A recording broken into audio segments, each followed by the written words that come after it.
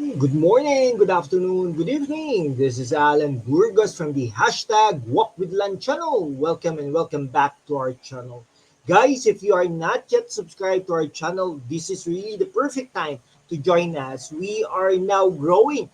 We are now officially 7,875 subscribers. Thank you so much. God bless you all. Mahal na mahal ko kayo at I love you all. Okay, so ang ano po natin ngayon, pag-usapan po natin today ay yung kay Bato de la Rosa, no? Si Bato de la Rosa po ay isang senador ng Pilipinas. Okay, ano po siya, no? Dating Chief PNP ni dating Pangulong Rodrigo Roa Duterte at siya rin po ang dating Chief of Police ng Davao noong mayor pa po si dating Pangulong Rodrigo Roa Duterte diyan sa Davao. Okay? Naging ano po yan, naging ano rin po yan, Bucor Chief or Bureau of Correction Chief na nakabase diyan sa Muntinlupa National Jail. Okay? Tapos pagkatapos po noon, noong 2019, 5 years ago, ay tumakbo po yan bilang senador ng Pilipinas sa tulong po ni dating Pangulong Rodrigo Roa Duterte. Kaya nga parang ina-attribute na nanalo siya bilang senador ng Pilipinas dahil kay Pangulong Rodrigo Roa Duterte. Ngayon po, dyan sa Kamara de Representante o House of Representatives na pinapangunahan ng pinsang buo ng ating Pangulong Bongbong Marcos na si Speaker Martin Romualdez ay talaga namang pinapasinayanan nila o talaga nililid nila ang war on drugs ng dating Pangulong Rodrigo Roa Duterte. So nagkaroon na po ng investigasyon dyan sa committee dyan na pinapangunahan naman ni Congressman Bien Abante ng Maynila. Okay? Ano po, no? Nakatatlong hearings, at ngayon ay pagkatapos po ng tatlong hearings ay nagdesisyon sila bilang komite na imbitahan ang dating Pangulong Rodrigo Roa Duterte. First time in the history na parang inimbitahan ang isang dating Pangulo. Dahil po pag naging Pangulo ka ng Pilipinas o anumang bansa, nag-extend ang courtesy doon.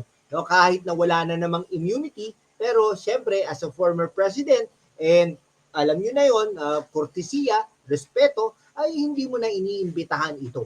Ngunit eto, no, talagang napaka-powerful ng Romualdez, talagang inimbitahan nila si Pangulong Rodrigo Roa Duterte.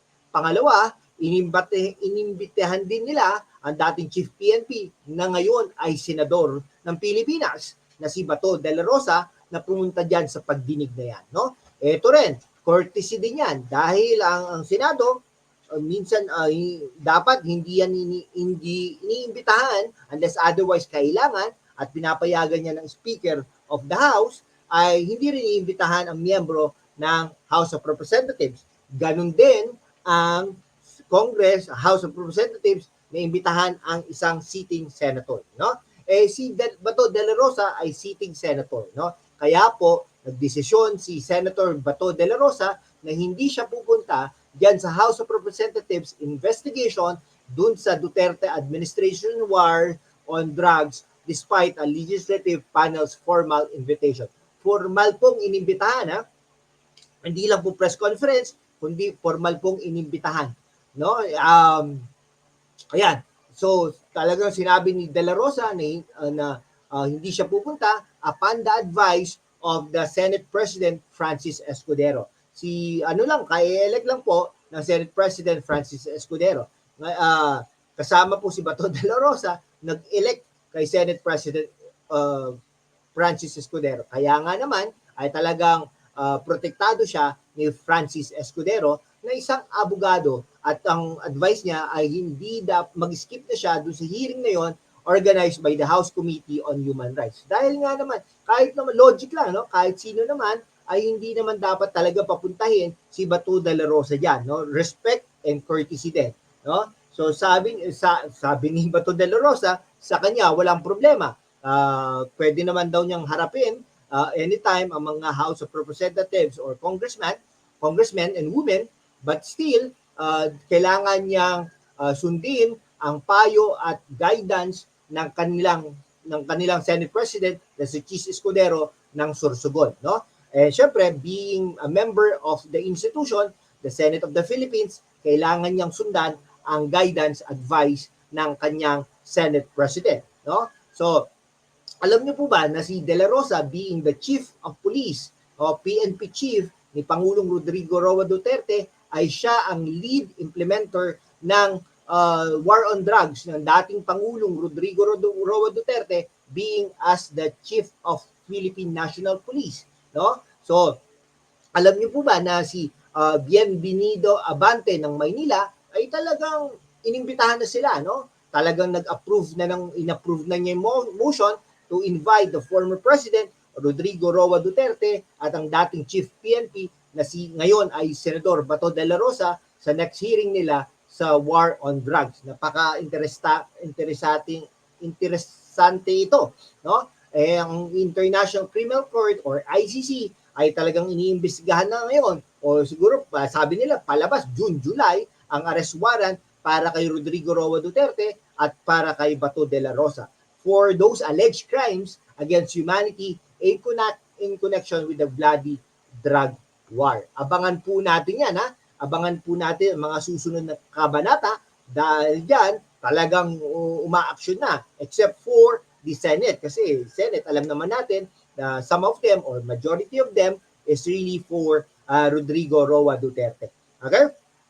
Ayun, hintayin na lang natin ang aksyon ng House of Representatives. Hintayin na rin natin ang allegedly baka daw magkaroon ng arrest warrant para kay ICC, para kay Digong at para kay Bato. Okay, sa mga susunod na araw. Tingnan natin kung mai-implement ito.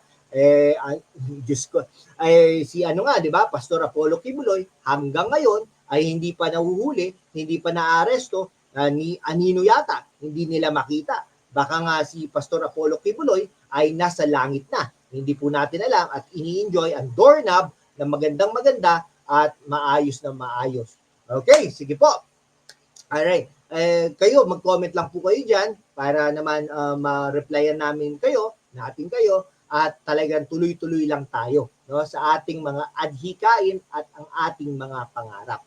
Okay, so ano na po tayo, dumadami na po tayo, malapit na po tayo sa 8,000 mark, 175 na lang if I'm not mistaken, o 125 na lang, lalarga na tayo for the 8,000 mark. Maraming salamat po sa inyong lahat. Mabuhay po kayo. Okay? Sige po. Hanggang dito na lang po, kaibigan. Maraming salamat po sa inyong lahat. Mahal na mahal po kayo ni #WalkWithLand. Maraming salamat po, guys. God bless you all.